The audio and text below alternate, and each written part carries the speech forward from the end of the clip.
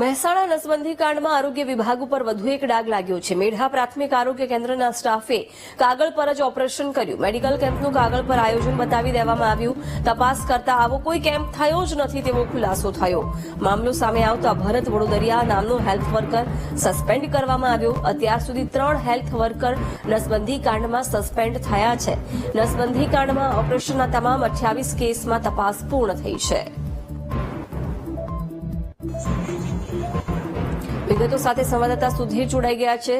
સુધીર, નસબંધી કાંડમાં વધુ એક ગેરરીતિ સામે આવી છે, જેમાં કર્મચારીને હેલ્થ વર્કરને સસ્પેન્ડ કરવામાં આવ્યો છે। શું વિગતો?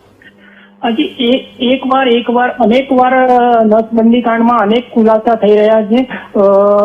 કાગળ ઉપર ઓપરેશન કાંડ એ આરોગ્ય વિભાગની કાળી લીટી લગાવી દીધી છે। મેઢા પ્રાથમિક આરોગ્ય કેન્દ્રના સ્ટાફે કાગળ ઉપર ઓપરેશન કર્યું હોવાનું બહાર આવ્યું છે। નસબંધી ઓપરેશનમાં કાર્ડ માં મેન હેલ્થ વર્કર સસ્પેન્ડ કરવામાં આવ્યો છે।